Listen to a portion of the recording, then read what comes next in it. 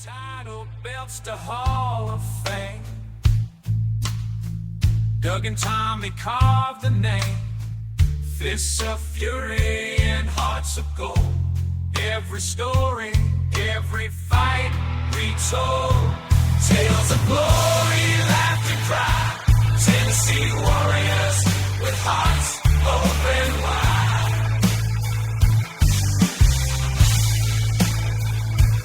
In the ring or on the air, legends living without a care.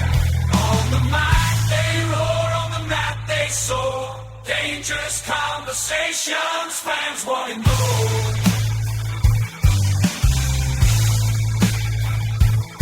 Jazz kings ruling the waves.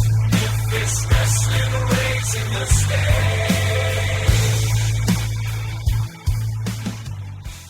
Hey everybody, welcome back once again to Dangerous Conversations with Dangerous Doug Gilbert and Tommy Wildfire Rich. And guys, it's our 4th of July celebration because today is the 4th of July. So are you guys excited? I know Tommy's got some big plans today.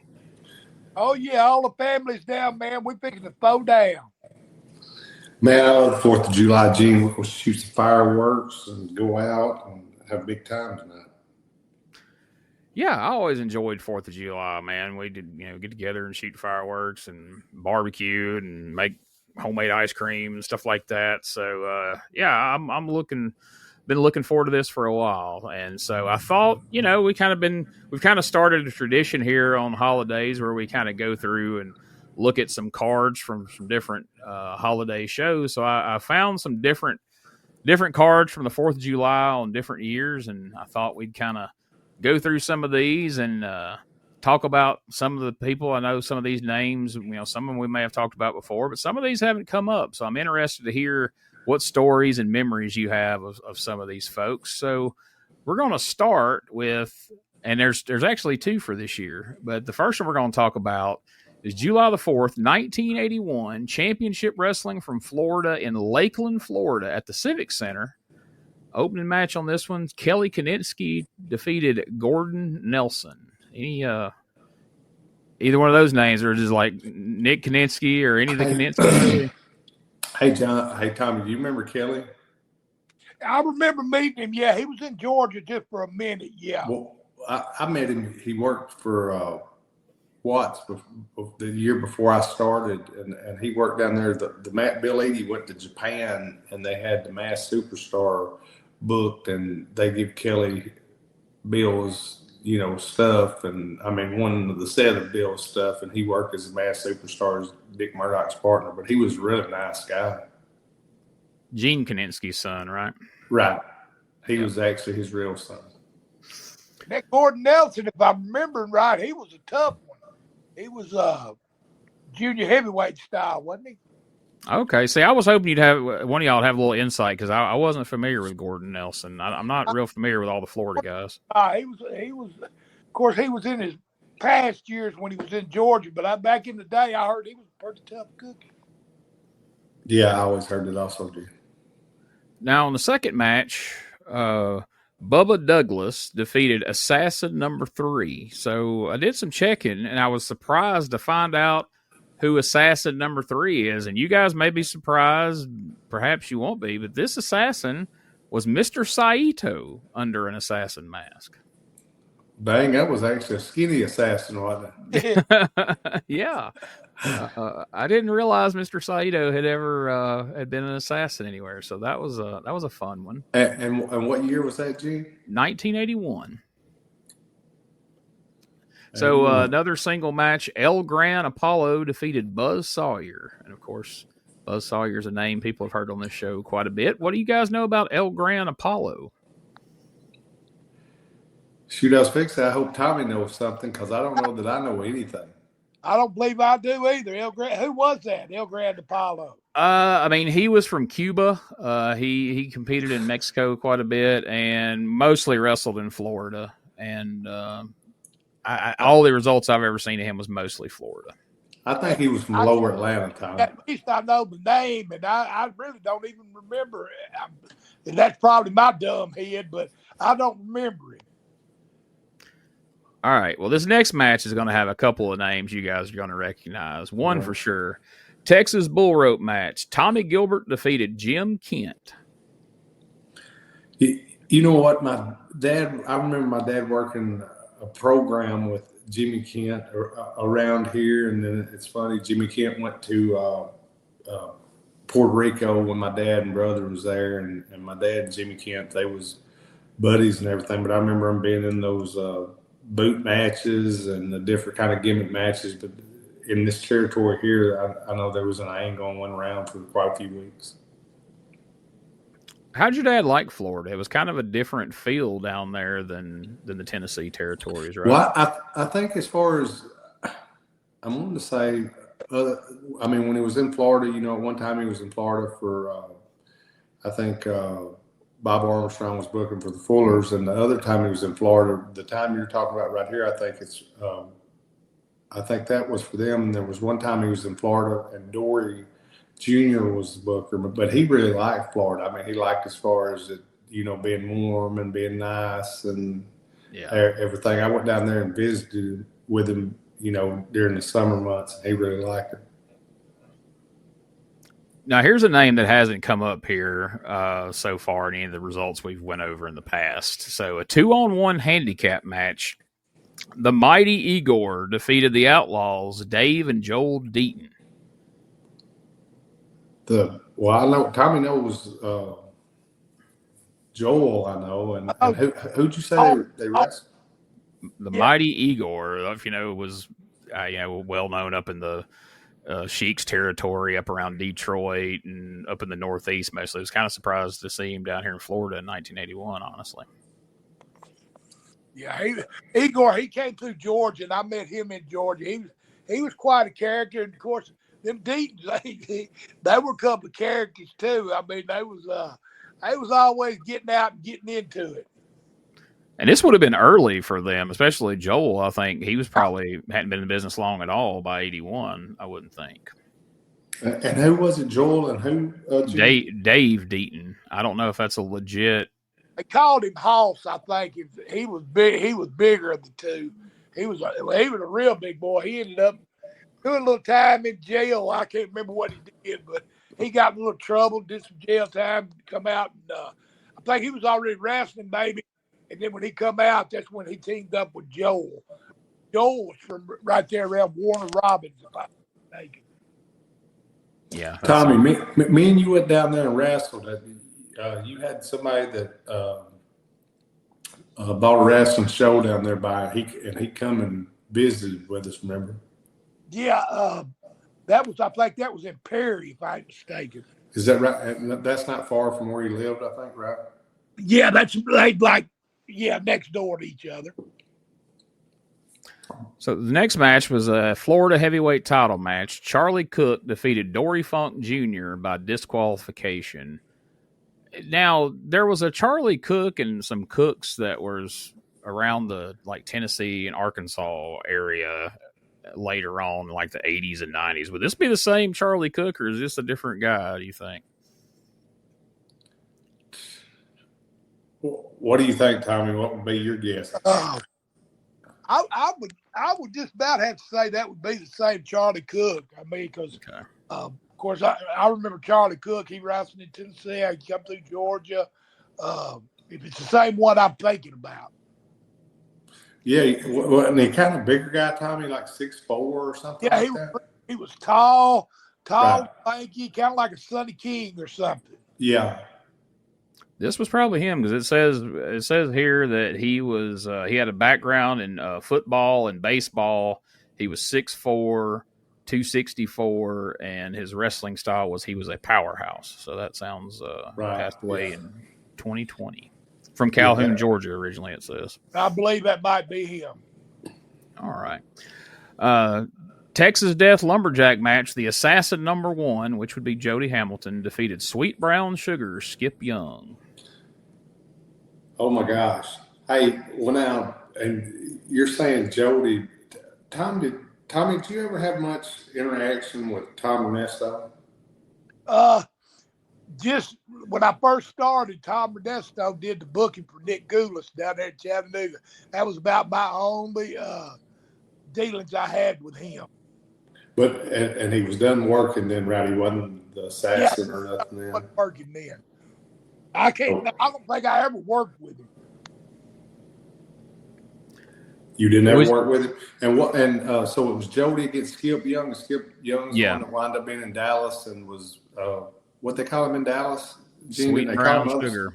Yeah, sweet brown sugar, and he come in here, and he worked for about a month, and somebody told me that he called like on a Saturday night or Sunday or something. He called Jerry Jarrett and told him he wanted to go home, and Jarrett bought him a bus ticket or something back to Dallas.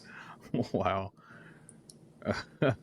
That's what I thought. I mean, that was the story I got, and I mean, he just disappeared. So I'd say it was pretty much probably true.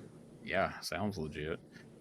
So on this same night, July 4th, 1981, Tommy, you were in New Orleans, Louisiana at the Superdome in front of 18,000 people.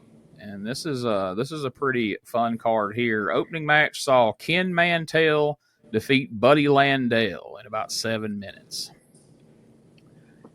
Did y'all have any dealings with Ken Mantell? I don't know a lot about Ken Mantell. I never did work. I was in and out. That was the show that I told you I worked at the Superdome and made that $150 for Bill Watts. And I was one of the top matches. So I never did do much business with Mr. Watts. But, I remember that. I was on that Superdome show. But it was a hell of a crowd, too.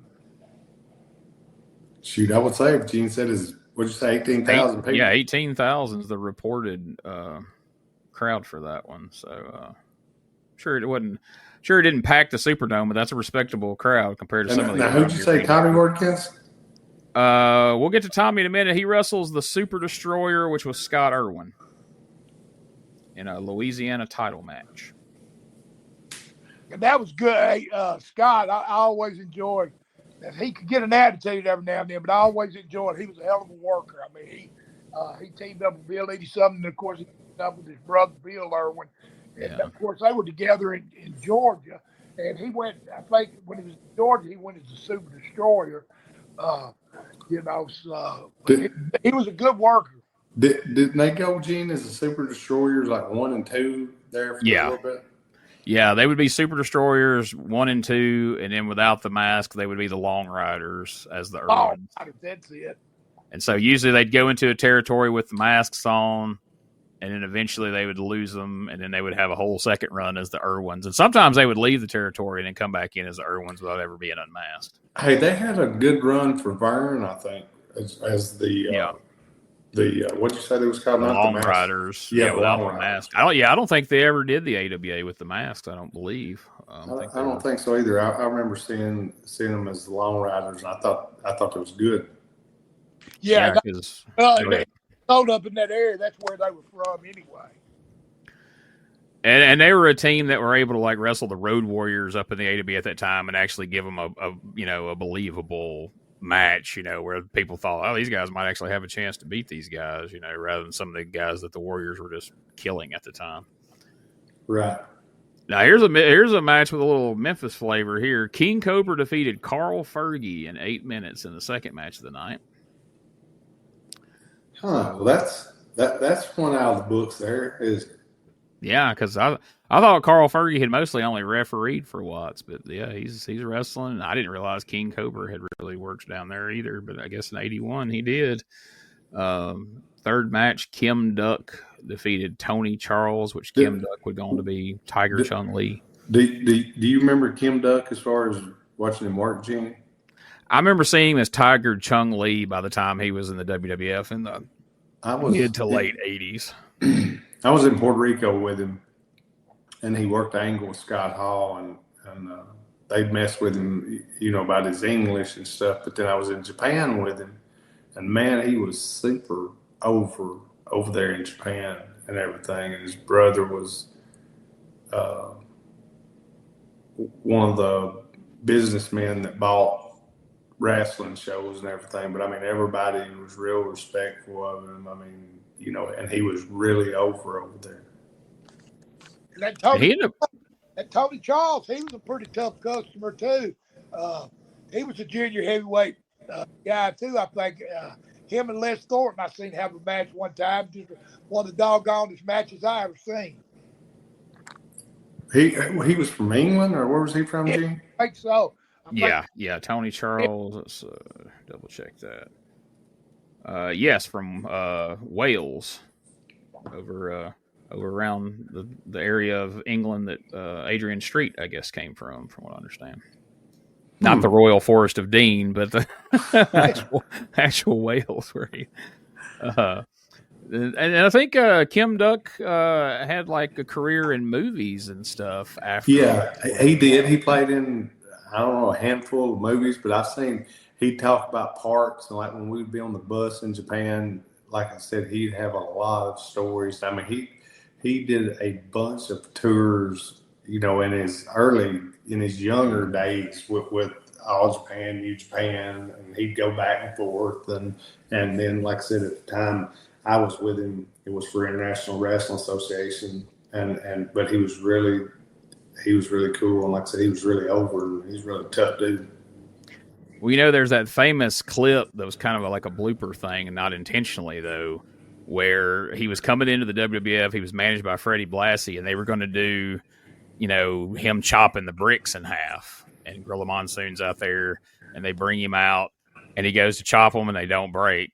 He does it 2 or 3 times, and that Blassie's just freaking losing it. He's had to turn away from the camera. Monsoon's covering his face, and it turns out whoever went and bought the bricks had bought fireplace bricks that had the metal running through them. So there was no way he was going to chop them. So the rib was on him, wasn't it? Yeah, so nobody ever was able to prove whether that was a pure accident or somebody was playing a rib when they bought the bricks and got the one. Hey, now he was funny. Like I said, in Puerto Rico, he was working programs with Scott Hall, and he was saying, which that's when Scott Hall wore the cowboy hat and everything. I don't know if y'all guys remember that, but like he had his hair kind of bleached out blonde, and he was trying to say blonde outlaw, and he would say, "You blonde outlaw," and everybody there would freaking die laughing. And so Scott Hall goes out there, and they're recording it, and he goes, "Who is the blonde outlaw?" And when he said that, we all popped, but they would mess with him. But he was a good-hearted dude. I mean, he was a big guy. He was like 6'4", 6'3", 6'4", and legit 280 or something like that. Yeah. And you know who was real good friends with him? Corporal Kirshner. You remember Corporal Kirshner was in WWE? Mm-hmm. WWF rather. They was really cool. Like when his son, I think it was his son or daughter, I think it was his son, graduated from like somewhere in the Carolinas. Mike told me, he said, "I'm gonna get him a ticket, like a first class ticket to come over here." He was living in Japan then, or Korea or something. Mm-hmm. And Mike got him a ticket to come over here for his kid's graduation, fly over here and back home. So I always thought that was really cool. Yeah, we'll have to talk some more about Mike Kirshner on here sometimes. I think there's a lot of misconceptions about that dude that let you straighten out. Me and him had a lot of fun in Japan. So the next match after that one, the Great Kabuki defeated Don Diamond. Went about 9 minutes. Well, man, I'm not sure. Tommy can probably tell you something about Don Diamond, but I had a blast with the Great Kabuki in Japan and everything. For about the last 2 years that I went over there real regular, he was like the Japanese booking guy for the company, and he traveled on the bus with us, and he'd stay wherever we stayed all the time. And man, like I think Tommy's mentioned a lot of stories here in the U.S. with Kabuki, but he was a good dude, and I mean, he's a hell of a worker. You got to be involved in one of his retirement matches, didn't you? I actually was. This is a heck of a story, and I tell people this is one of the matches I tell people I really like. But it was in Japan, and it was Kabuki's retirement with Terry Funk, myself, and Kabuki against 3 guys, and at Corkin Hall, and it was full, and man, people was with it. I mean, shoot, all you'd have to do is step in the ring, and man, it was like people would be going wild. Oh, that Cork and Hall, that was in Japan. That was the place, boy. They turned out for it. I mean, yeah. Tony, you know anything about Don Diamond? He was in Georgia for a little bit. He was a nice fella. I mean, a good worker. I mean, he could work good. Where was he from, Tommy? You remember? I don't. I want to say out California somewhere, but I ain't positive. I don't know. It doesn't say here. That's why I was wondering. I know the name, but I just don't know much about him. But he was a dark complected kid, had curly, sandy blonde hair. I mean, not not that I'm saying he's good looking, but anyway, he was a good looking guy. He would have got over in Nashville. You're saying? Yeah. What would Berta say, Gene? Oh, honey. Oh, we're going to bring him to Music City. Team him up with Tommy. In the next match, Jimmy Garvin defeated Frank Dusek in 4 minutes. Frank Dusek's a guy I've heard different stories about. Did you guys ever have any dealings with Frank? Tommy, what was the tag team he was in? Wasn't he was somebody in it, like a tag team? He was, dang, what? It wasn't the Dusek brothers, was it, Tommy? Yeah, that's what I was about to say. I'm pretty sure he tagged. I don't know if it really was his brother, but they were the Duseks. What Tommy or Gene can remember? What was the other one's name? Let me see here. Let me scroll down. And Tommy, for me to remember that, I think that had to, because that would have been early years. That would have been when I was a kid. Do you remember Frank Dusek? Yep, I remember Frank, and he come to Georgia, I think, and teamed up. Didn't he wrestle in Oregon, I think? But when he come to Georgia, I think he teamed up with Rip Oliver or something like that was his name. Well, I know Rip Oliver was in Oregon for a long time. Yeah, I think most of his career. He wrestled in Oregon and the Carolinas, and I don't know why I'm not finding anything with. I know there was a Dusek brothers, but everything I'm finding in this results is all singles matches of his.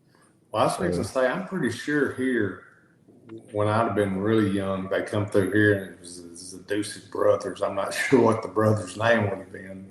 Yeah. What Danny Dusek was it? I'm not finding it. Maybe a listener will send us a message and we can update it next week on who the other Dusek brother was, because I know there was. Here we go. No, that's the Oates brothers. Never mind. Yeah, there's him tagging with Rip Oliver, like you talked about. But I know there's another Dusek. We'll figure this out by next week. But I know people have sat here long enough listening to me stammer and stutter while I'm looking through this. But Tommy knows his history. He does. I know a little bit of it, but they teamed up in Georgia is the reason I know. Right. And then, of course, Jimmy Garvin. What do you guys any experiences with Jimmy Garvin? Oh, Jimmy was quite the character too, especially when he teamed up with the Freebirds. But Jimmy was always just a happy soul, man. Jimmy was always cool. I always loved Jimmy. Yeah, Jimmy was always nice to me. Gene, he seemed like a good dude. And then went on to be an airplane pilot. And, God, I seen him not long ago. He got his head shaved like you. It's almost big as yours. When he had all that hair, you didn't realize how big his head was. But when he came back bald head, it's like, whoa, he had quite a melon up under all that hair. I know. I said at the table, and he come up and he said, "Hey," he said, "How you doing?" He said, "You don't remember me, do you?" And I thought, "Hell no!" Anyway, he got mad almost. He said, "Yes, I'm Jimmy," and I said, "Oh my God, yeah, I didn't recognize him." Well, I mean, that was his signature. That big old hairdo is what everybody remembered about him, you know. Yeah, I laughed when Tommy was talking about at a convention. I just think his head was so big. It's true.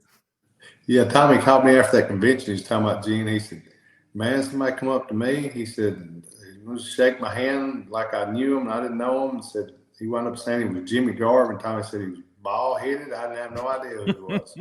I would have never known for $1 million. I couldn't have guessed it. So then the next match, that's the Louisiana title match. Super Destroyer defeats Tommy Rich, and Tommy gets the heck out of there with his $150 and doesn't look back. And I don't blame him. And Tommy tells Jim Barnett, "Don't ever send me there again." Well, so the next few matches, here's a couple of guys who probably didn't get $150. Mid-South North American title match. Paul Orndorff defeated Jake Roberts in 25 minutes to win the North American title. Well, you know, I mean, Jake stayed there for some years, Gene. Yeah. I mean, he had a good run. I mean, Watts had to have liked him and everything. And, you know, his dad was there forever also. I think his brother was there, so I think they all came through there. Yeah. How was Paul Orndorff? He was a pretty intense guy, right? I'm sure you worked with him some, didn't you, Tommy? I worked. He was always a baby. Well, he was a heel too, but I never did wrestle him. I teamed up with him a couple of times in Georgia, but he was. I mean, Paul was real. I mean, good people. He's one of them you didn't want to mess with. I mean, he was pretty tough. Pretty tough fella. I mean, I guess you asked that Van Vader, I reckon. I was about to say, he famously slapped around Vader. And Gene, I think he come through here when I was a kid. That was when I was really young, you know, when he was just making the territories. Yeah, I think it was like 78, 79. He came through and worked with Lawler for the Southern title. I'd forgot about that and heard that on a show recently, and I was like, man, I totally forgot Orndorff was in Memphis. So that's what it been. I mean, I think he was here for, I don't know, maybe, I mean, it was for a little stretch, maybe 6-8 weeks, something, you know, something like that. And I think they had him programmed with Lawler and maybe even Dundee at one point. Man, everybody who was anybody made their way through Memphis at some point. I mean, it's hard to find anybody who went on to be a big star that didn't come through, at least for a little while. So now here's an interesting tag team right here. Mid-South tag team title match. The Junkyard Dog and Dick Murdoch defeated the Samoans, Afa and Sika, in 21 minutes. How's that for a tag team? Dick Murdoch and JYD. Hey, that's a great tag team, I think. I was going to say, I bet they tore that building down. I mean, Murdoch and the Samoans, I mean, it had to be a hell of a match, I guarantee you.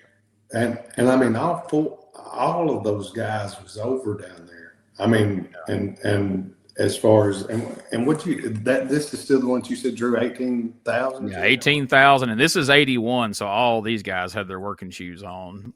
Right. And the Samoans didn't wear shoes, but the other guys did. Hey, that Murdoch could go, and I mean, JYD, somebody told me at one point, Watt said, I don't want you to do a lot of stuff, but I want what you do to look good. And they, you know, just how they programmed him to do his finish and to do, you know, half a dozen things, which Dog didn't always do the most, but what he did always meant something. And I mean, everything he done meant something. I mean, from when he got out there to every little action he did, which, I mean, I've told people before, if you was there and watched him in that territory, I don't know how anybody could really have ever been any more over than he was. Because, I mean, he was in that area in New Orleans and everything, he was the man. Yeah. Oh, I agree with 100%. I mean, you know, he was, I mean, you mentioned wrestling, JYD's name was in it. I mean, and well, when he come to Georgia, I mean, he just knew how to get over the people. Tell him, man, because JYD. And anybody can say whatever they want, Gene, but he was a good dude. I traveled with him and Butch Reed, and man, I had some good times with those fellas.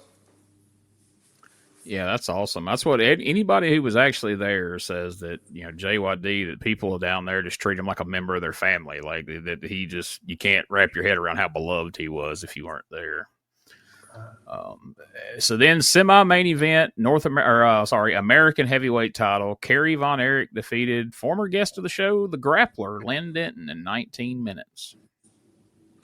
And they told me Lynn was really over down there. I mean, it said he got a lot of heat on him, and somebody told me he had a lot of heat with the people and had a lot of heat with Bill Watts too. So I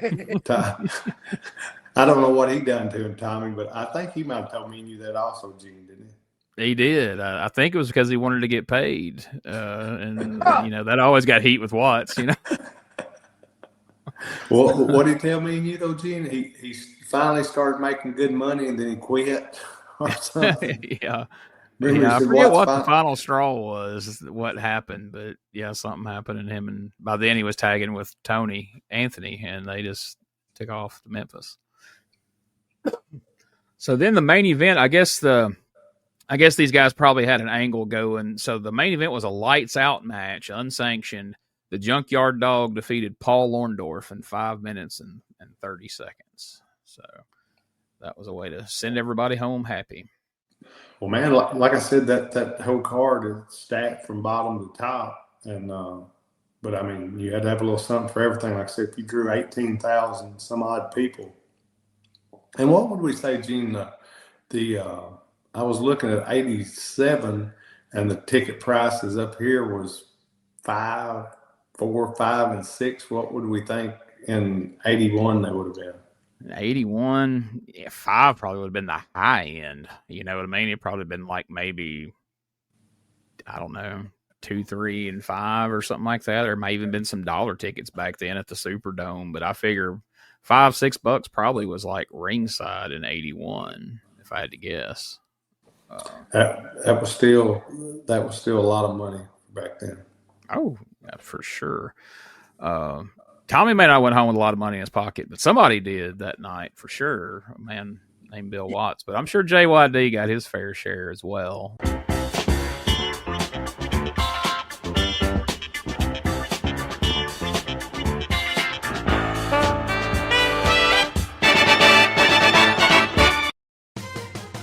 Relive the glory days of Memphis wrestling with the Retro Wrestling Review USWA podcast. Each week, we go back in time to review USWA Championship Wrestling from the 1990s, episode by episode. Join us for watch-alongs, behind-the-scenes stories, and exclusive interviews with people who were there and lived it. Whether you grew up watching it or you're discovering it for the first time, this podcast is your ringside seat to Memphis wrestling history. It's all a part of the WrestleCopia Podcast Network. Listen now at USWApodcast.com.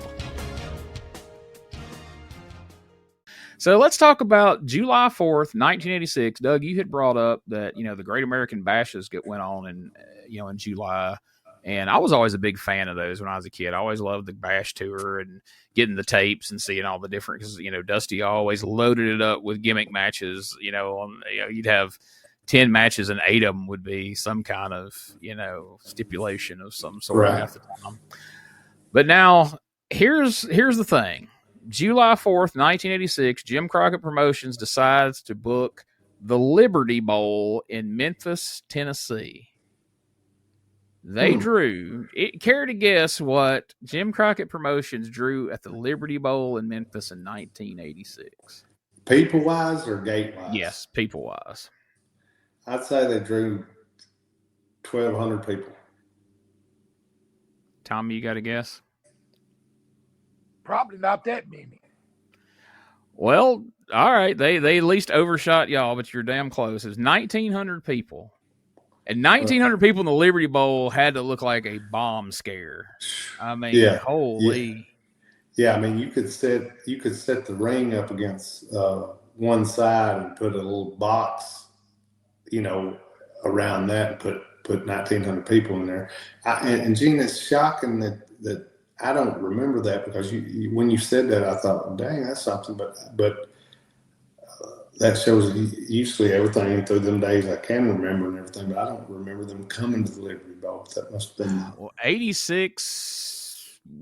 Eddie would have been in Mid-South, right? You probably would have been right, but still, I watched like RTV and the other TVs, and I don't remember it.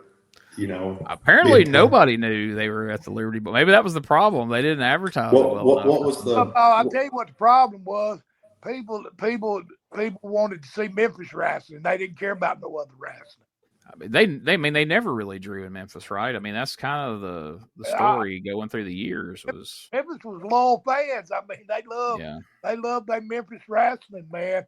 And I'm not sure that I remember that. I knew when you said the Liberty Bowl, I didn't figure, it was good. 10 matches in front of 1,900 people at the Liberty Bowl. We'll move through these a little faster, but like I say, if you hear a name and got a comment, please do. Opening match saw Black Bart defeat Todd Champion. I know you got to have a story about Black Bart. Black Bart was a great fellow. I traveled with him a lot in this territory in Memphis. And him and Tony Anthony come in at the same time, and there's like a tag team, and they were singles and everything. But then I traveled with him a lot for Watts also. He worked for Watts, and when Crockett bought Watts out and everything, Bart worked for them. And one of the funniest stories I won't never forget him telling me was Ron Bass called him, and he told him, said, "Man, come on, Vince is going to give us a push if you'll come on and come to New York right now." And so he went and talked to Dusty and talked to Crockett, and Crockett said, "I'll just stay and I'm going to get you a contract." So it went weeks and weeks and weeks went by, and Bart said, "Dadgummit," said, "he still ain't give me no contract." So he went to Crockett's office. They was there in Charlotte, and he went in the front door of Crockett's office. And Crockett told him a story that his lawyer had a heart attack, which at that time, Crockett probably had 10 lawyers, right? But his lawyer had a heart attack. So Bart leaves there, and he goes back on the road for a week or two. Supposedly every day he's going to get a contract. So then he goes back to the office. When he gets back to Charlotte, he goes in the front door, and they said, "Crockett, run out the back door." And I laughed at Bart, and Bart said, "Gosh, dang it, ain't no telling how much money that bastard cost me." But I laughed because they said, Ron Bassett told him they was going to give him the tag straps in New York and everything. He said, "My God, I trusted him and stayed and never get a contract." Man. But Bart was a good country guy, wasn't he, Tommy? Wasn't you around Bart or something? He was in Georgia for a while. I wasn't around him. I didn't travel with him none. But he was always just super nice fella. I didn't see him mad about once or twice, and I wouldn't want to piss him off no way. He told me one time Jeannie wore a pair of tennis shoes to one of the buildings, and he said, Dusty looked at him and said, "If I ever see you in anything other than boots again, I'm firing you." Hey, you can't have Black Bart running around in tennis shoes. Kills the business for sure. Yeah. Second match, Hector Guerrero defeated Thunderfoot, which in this instance, Thunderfoot was David Isley. A lot of times it was Joel Deaton we talked about earlier, but in this instance, David Isley. Next match. Does that name, do you know who that is, Gene? Isley? Yeah. I saw him work on TV a lot, like as like a enhancement guy on TV. I got you. For Crockett. Next match, Wahoo McDaniel defeated Jimmy Garvin, which they had a big angle throughout the Great American Bash that year. We've already covered Jimmy Garvin, and we've covered in the past Wahoo, so we'll move past that. A bunkhouse match, Manny Fernandez defeated Shaska Watley. I know you worked a lot with, Mr. Watley early on, right, Doug? Oh yeah, Pez was my partner and started out being my manager. I was going to ask you and Tommy, and I figured we both might know, but do y'all remember who my brother put together and called the Jive Tones? I do. It was Pez Watley and Tiger Conway Jr. Yeah, was you ever around him and Tommy? Pez? I know you was around Pez, not that Tiger Conway Jr. Just a little bit. I mean, I knew him, and as a matter of fact, it's probably when he was teamed up with Pez. As a matter of fact, when I met him. Well, I was fixing to say he was quite a character himself. Yeah, that was a fun tag team whenever they put them guys together. Next match, coal miner's glove match. Boy, I bet this was something here. Handsome Jimmy Valiant defeated Baron Von Raschke. It was a lot of walking, talking going on, I'm sure. I can't see neither one of them shimmying up a pole. That's what I was thinking. When I read that result this morning, when I was was like, who climbed the pole now? And did Paul Jones have to go up there and get it? Pulled the pole. Pulled the glove off. Yeah, I can't picture neither one of them shimmying up no pole. I guarantee that's a. Good either, but yeah, I can't. I mean, I'd love to see that match. I guarantee that was probably a short pole. Had to be. They must have just threw it up in the air, and whoever grabbed it and called it got it. But yeah, this was the summer. Well, not the summer. My God, it went on for years. But this is when Jimmy Valiant had his years-long feud with Paul Jones as the manager, and all these different people would come through. And of course, this summer, Jimmy Valiant would defeat Pez Whatley on the Bash Tour in a hair match, and Pez got his head shaved. And Tony Schiavone said the famous line as after the match, Whatley's grabbing up wads of his hair off the mat, and Tony Schiavone says, "Grab another Brillo pad." And I remember thinking, "Holy shit!" What did he just say? Yeah, that would have been during the Boogie Jam tour, wasn't it? Wasn't that what Hanson called it, G? Like he come here with, was it Crusher Khrushchev under the assassin hood, or which one? I think it was Hercules. Ray Hernandez, I think, was under the hood at that point. Well, I think they had a couple of different ones of those guys, but like one come to Memphis, and man, you talking about big business, and they just brought the assassin with, but they called it the Boogie Jam tour, and showed the thing. Didn't they shave his beard or cut Hanson's beard in Charlotte, and they taped all that. Then they went around to different territories. Some different territories, and they drew big money. And that was a big part. They would unmask the assassin like here and in the different territories, and nobody knew who they was. I mean, cover his head up, like whether it be Hercules or like I said, that Crusher, Barry Darso, or whoever it was. Didn't nobody here know, but it was just the thing about unmasking somebody. Yeah, that's how they kept drawing. It was kind of like, Boogie was putting some Memphis style into the Crockett, because, they were unmasking assassins. They shaved Paul Jones's head. They cut Jimmy's beard. They shaved Pez Whatley's head, so it was constantly something was happening. So it kept the interest up. Yeah, they kept getting heat back. I mean, they would make the people happy, but then they would get heat right back, and then they would do something else to make people happy, but then get the heat right back. As long as you kept heat on the heels, you draw money. Absolutely. Tag team match. This was a good one. The Rock and Roll Express defeated Arn and Ole Anderson in a tag team match.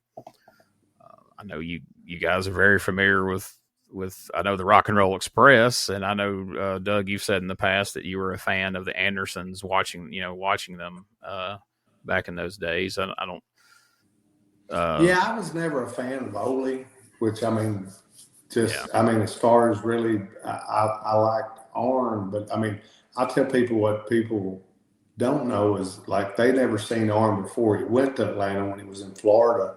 When Arn was with Jerry Stubbs, I thought they was like one of the best tag teams. I mean, you could have sent Jerry with Arn to Crockett or whatever, and them two could just stayed together, and they would have got over this suit, because Arn patented himself a lot after Jerry. I don't get me wrong. I think Arn did some stuff on his own. It was really good and everything, but if you'd have seen him in Florida, I think you'd thought what I think. Yeah. Next match was a taped fist match, and Tully Blanchard defeated Ron Garvin by disqualification. So this was, like a boxing style match with the fist tape. They put a couple of these on the video cassette that came out, and I guess the story was that Tully had broke Ron Garvin's hand, so then he told him that Tully didn't want to wrestle him because his fists were taped. So then Garvin says, "Well, all right, well, you tape your fist, and we'll have taped fist matches." And I had some pretty funny spots in there with, J.J. Dillon involved. I think Wahoo usually second and Ron Garvin in the corner. And how did you get? So I know like a lot of people have some strong feelings about Ole Anderson, kind of like you just said, Doug. And I know a lot of people feel, certain ways about Tully Blanchard. Did you guys ever have any dealings with him? What do you think about Tully, both as a worker or just as a person in general? The few times I was around Tully, he was real nice, Gene, which I'm sure Tommy's been around Tully more than I have. I think. I went out to San Antonio with his dad, on the San Antonio, Texas, on that area out there. I went out and wrestled for Joe, and Tully was out there, and Tully was always always nice to me too. I seen him in matter of fact, the night I was there, he wrestled Gino Hernandez in the main event, and they tore the building down. I mean, and Gino was over like some of them. Of course, told his dad he told he was over, and Gino was over his heel. They had a hell of a match. And tell you what, some people don't realize Gene's how good an athlete Tully was. He played football and was quarterback at West Texas and everything. But I mean, he was a super athlete, which so was Gino. But like Tommy said, I mean, I think wasn't that Southwest? Ain't that what his dad's territory was called, Gene? Southwest Championship Wrestling. You know, like I said, it was actually, remember, it was on ESPN there for a while. Mm-hmm. Yeah, and then ended up on the USA Network briefly before the WWF come and scooped it up from them. And I mean, that was some. I remember watching some of those shows. They had good talent out there. You know, the tag team of Tully and Gino was over huge out there, and then eventually they split, which would have been around the time Tommy's talking about, and they had that whole feud. But you know, most people just know Tully from the Four Horsemen and tagging with Arn in the WWF. But you know, he had that whole run out there for his dad and Southwest with Gino that was I wish there was more footage of it out there for people to see, but there is some out there on YouTube you can check out if you're listening to this. So next match, a tag team Russian chain match. The Road Warriors, Hawk and Animal with Paul Ellering, defeated the Russians, Ivan Koloff and Crusher Khrushchev. Say that once more, Gene. It's a double Russian chain match. Hawk and Animal against Ivan Koloff and Crusher Khrushchev, Darso. Imagine that was a stealth encounter. I imagine so. And it's got you know, the whole dynamic of the chain match and trying to pull each other around and all that, having, you know, two sets of people chained together. I'm sure that was an interesting match to try to make work, but you know, people love the Road Warriors in '86. So I was going to say, you got four big fellas in there yanking on one another. Yeah, when Ivan Koloff's the little guy, you know, you got some big dudes in there. So you ain't kidding.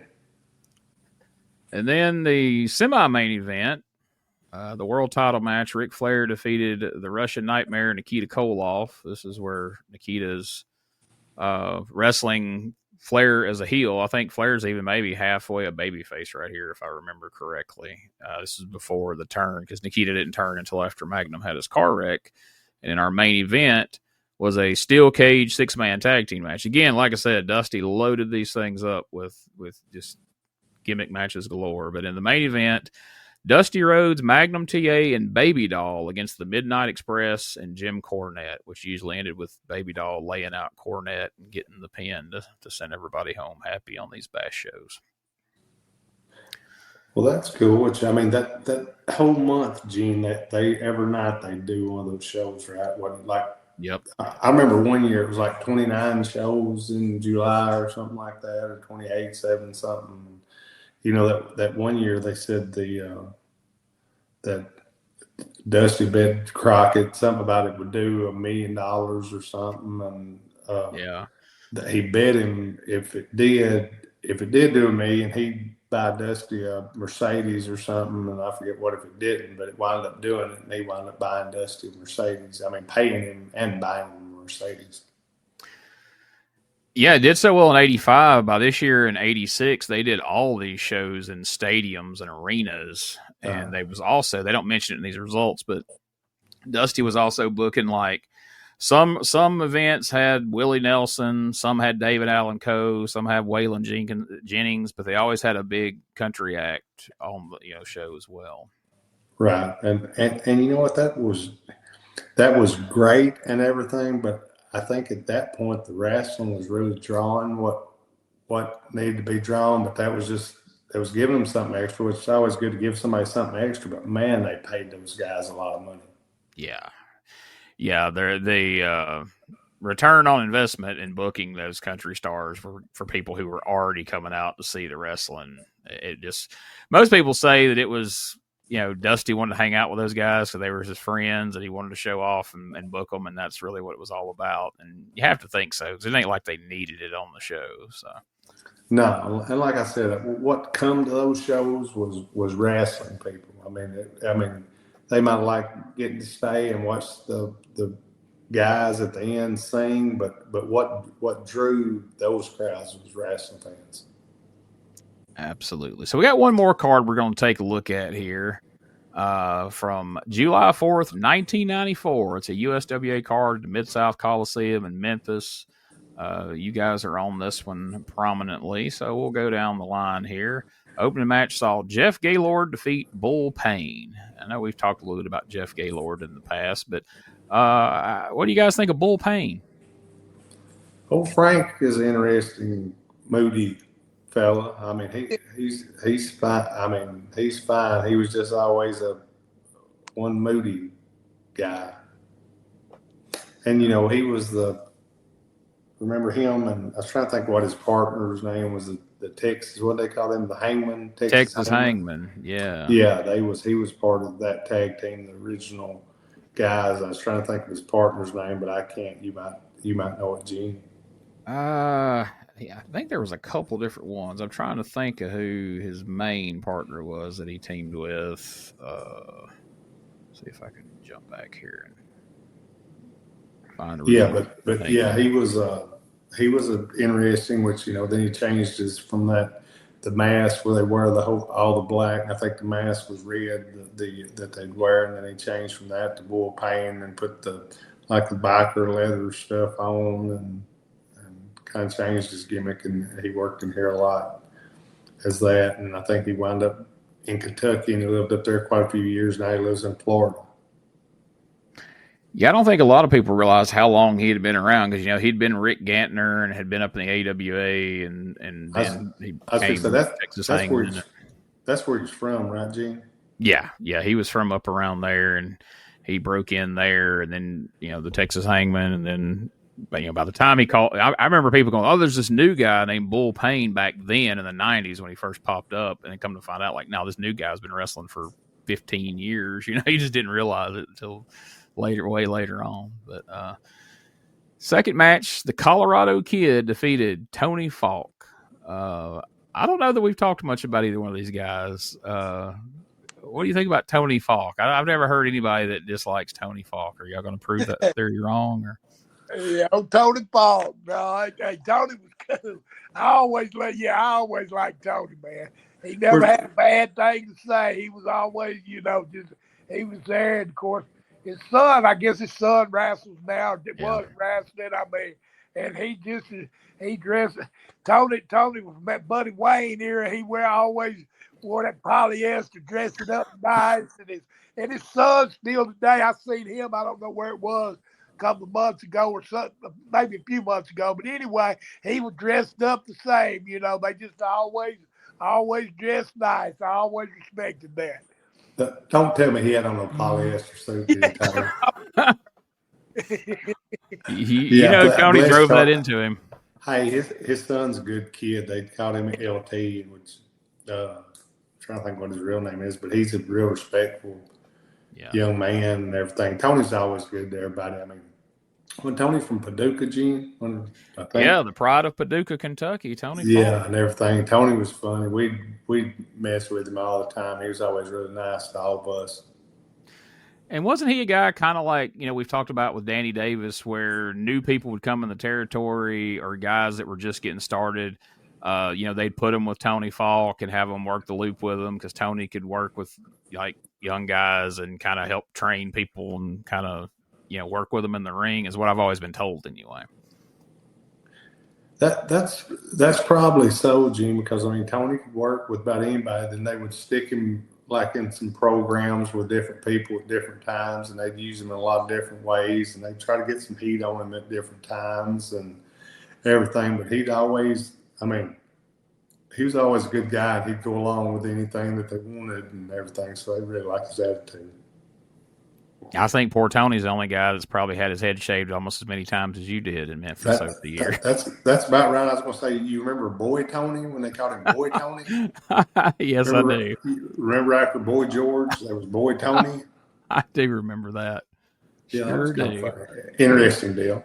Yeah, and Tracy Smothers called him the F word on Memphis TV, and not the 4-letter one either. Gene, you can't call people that. No, not today. They would have. Oh Lord, they would have. banned poor Tracy from the business and the world. But anyway, Doug Basham defeats the Spellbinder in the third match. Doug Basham's a guy that you guys saw last year at the Memphis Hall of Fame, probably for the first time in quite a while, right? Yeah, he's Danny's nephew, right? He's the one that inducted Danny into the Hall of Fame. Yeah, he's always been super nice to me and everything. Good guy. Yeah, he's a guy we talked about getting on the show sometime. Maybe we'll make. Yeah, he actually asked me. He said he'd love to come on here when we was at that show, and I told him we'd have him on here sometime. And of course, the Spellbinder, Del Rios, is a guy that we did a whole interview with, but ended up having to scrap it due to technical problems. It never aired, so we'll probably get him back on here one of these days as well. Yeah, he actually just called me earlier, right before we got on here and everything. Yeah, we can get him whenever we want. We just got to get him to be at home or be somewhere where he's not riding.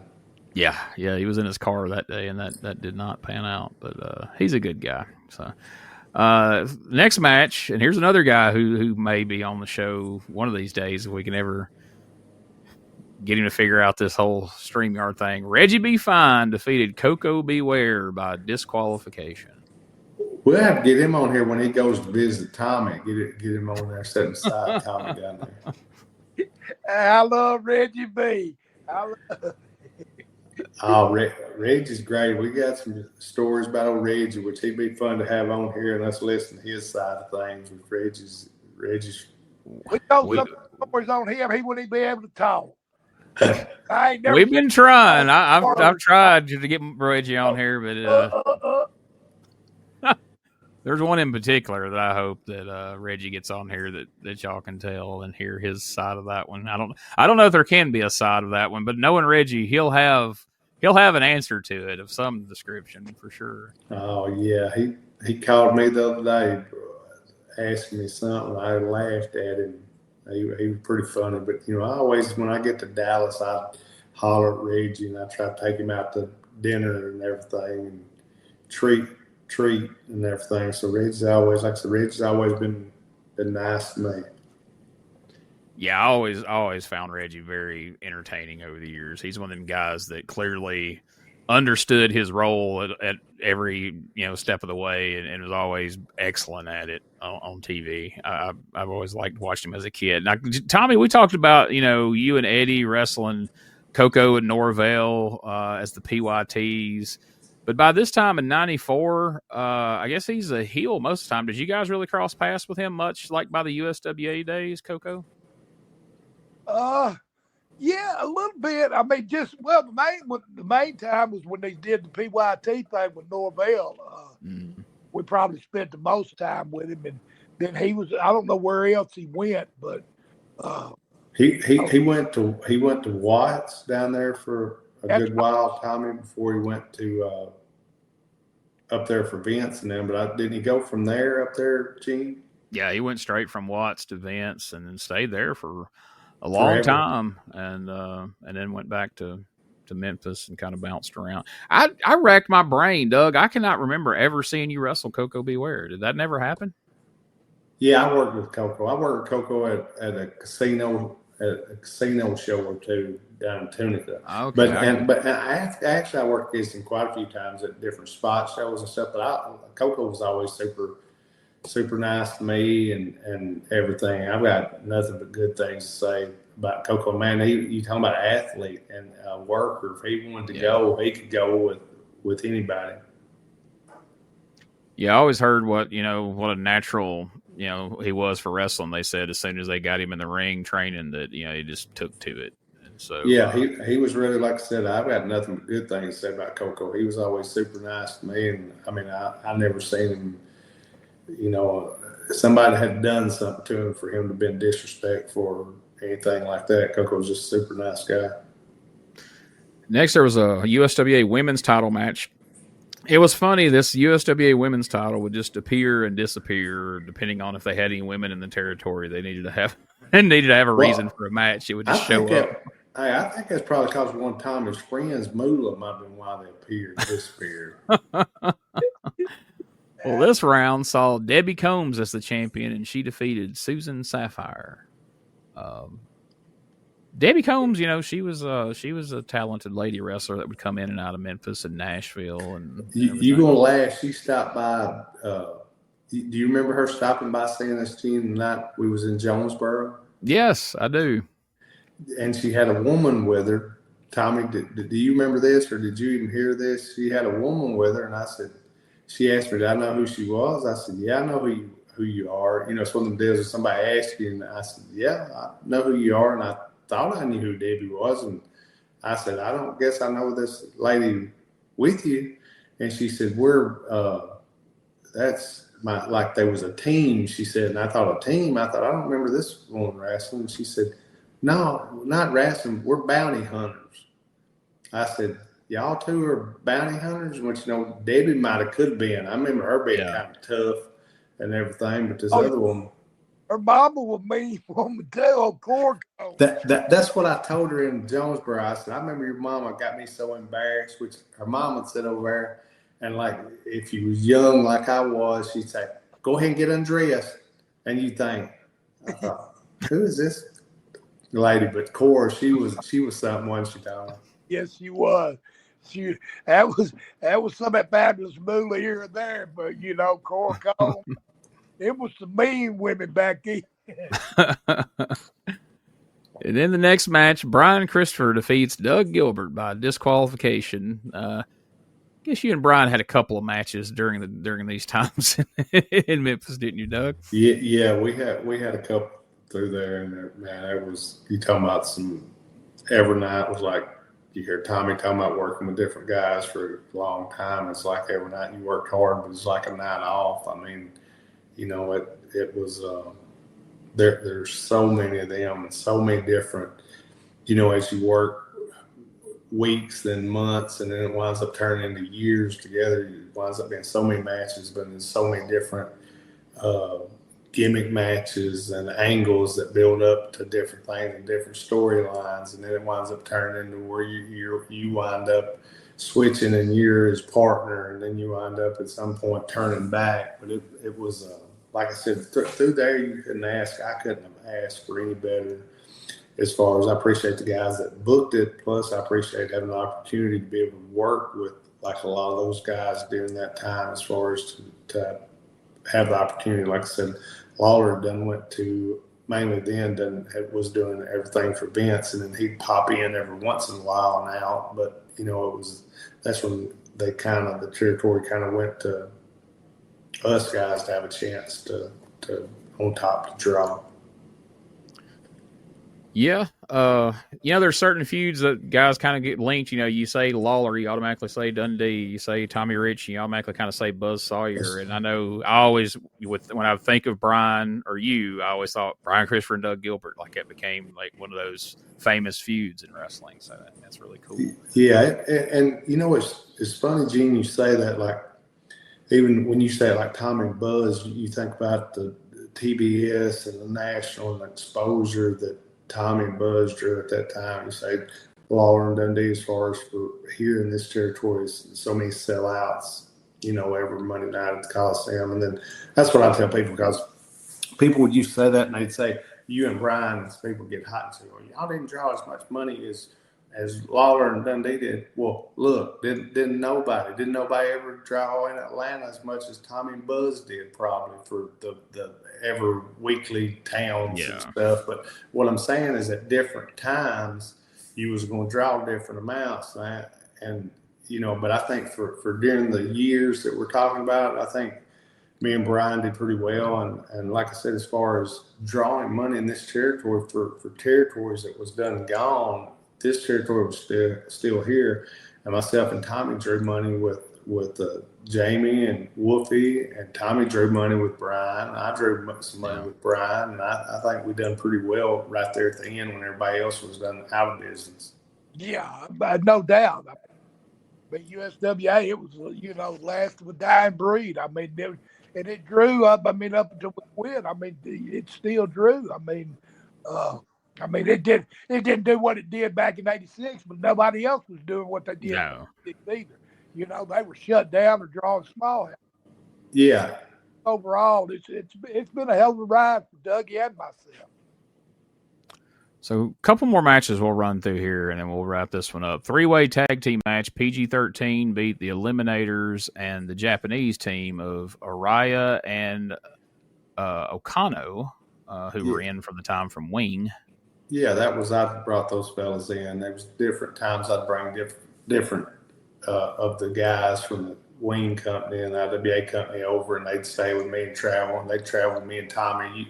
You laugh. I got one of them driving me and Tommy, and he didn't. He knew a little bit of English, but he sure didn't have no driver's license or nothing else. But me and Tommy had a minivan we'd go in, or I had a Lincoln and stuff that we'd go in, and we'd get in the back, sit and talk, and we'd mess with them. But they'd always have a good time. They'd stay here like a couple months usually, and then they'd go back home and everything. We'd put them in different little angles with people. But you're going to laugh. At the time when the Eliminators come here, they said, Doug, we got somebody that we want you to manage. And I ain't never managed anybody. And I said, yeah, what you want me to manage them for? I said, well, we need somebody to go out with them and kind of tell them what to do. And I mean, shit, they were going to do what they wanted to do anyway. But I mean, I could tell them, but they'd tell them. And Jamie and Wolfie would look at me. They'd work with Jamie and Wolfie a lot, and they were just killing Jamie and Wolfie. And they'd tell me, they said, just tell them to ease up, and then to cut their promos. You know, they was both from up north and everything. Yeah. And they'd say some wild stuff, and then they'd tell me something to say at the end of it just to cover, you know, like the angles and whoever they was working against. And I think that lasted about 6 or 8 weeks. And I finally told Lawler and them, I said, I don't think this is really working like y'all want it to. I said, but I'll do it if y'all want. But I mean, it was a father's thing. I didn't think I was a manager, but then again, they used me for a lot of things. So this next match, I'm trying to picture this one. This sounds interesting. USWA heavyweight title match. The Dream Machine defeated Moondog Spot. I bet that was something. I guarantee you there's a lot of barking going on. But yeah, a lot of twisting, some barbed wire, and a lot of bark. Next match, a unified world heavyweight title match. The King Jerry Lawler defeated Tommy Wildfire Rich by disqualification. Don't know what Tommy would have done to get disqualified, but I'm sure he was set up and framed by someone. I'm sure he didn't. I'm sure it wasn't his fault. No, I don't think so either. I don't think. And then in the main event, a 6-man tag team elimination match. Huh? I said, that's a heck of a card from top to bottom. Yeah, and it still ain't over with. We got a 6-man tag team elimination match. Doug Gilbert, the Dream Machine, and Tommy Rich defeated Brian Christopher, Jerry Lawler, and Moondog Spot. So didn't send them home happy that night unless they were big fans of the bad guys. But hey, the bad guys have got to win sometimes, right? Hey, gotta give one of the bad guys every once in a while. That's right. Even on the 4th of July. But there you go. Well, all right. Well, man, we had several more cards, but you guys had some great stories about some different people, and that was a lot of fun. I enjoy when we do these because it's a lot of names a lot of times that might not necessarily come up otherwise, and I get a lot of great feedback on these shows from people saying they love hearing you guys talk about some of the more obscure people. Not as a knock on, I'm not saying they're obscure, just saying that the time frame they were in don't necessarily pop up just in average conversations we have here. So, hey, Tommy, you think Gene could spell obscure? No, I can't even say it. No, I know what you're saying, Gene. You're right. Which a lot of people tell me they like to listen because we talk about different guys that they've heard about and seen but didn't know much about and everything. And I think it's real cool that we talk about them also. Well, we're going to wrap this up because, hey, it's the 4th of July. I know you guys want to get out there and shoot some fireworks and eat some barbecue. Tommy's going to be up in Wainwright, and he's got a... It's Wheelwright. Wheelwright, I'm sorry. Tommy's going to be in Wainwright and Wheelwright. Listen, everybody get out there. He's going to be all right. Thomas is everywhere. Back right. And, hey, listen, if we get Tom and Gene both right, hey, let's get out there and have a good time on the 4th and be safe. Listen, everybody, be cool. In the heart of Tennessee, born with pride, Doug and Tommy taking rings in stride. Memphis legends never backing down, Wrestling warriors, they wear the crown.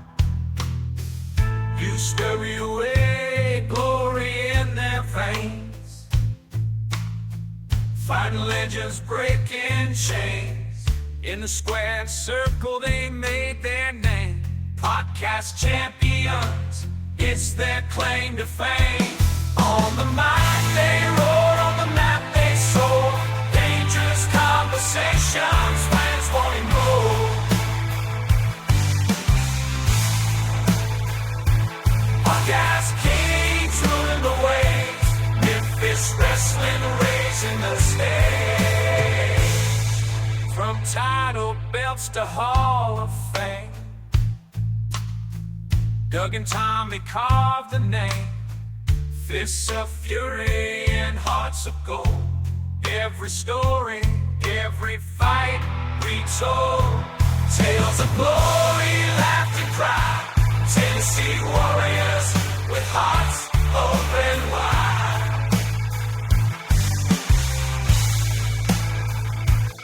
In the ring or on the air, legends living without a care.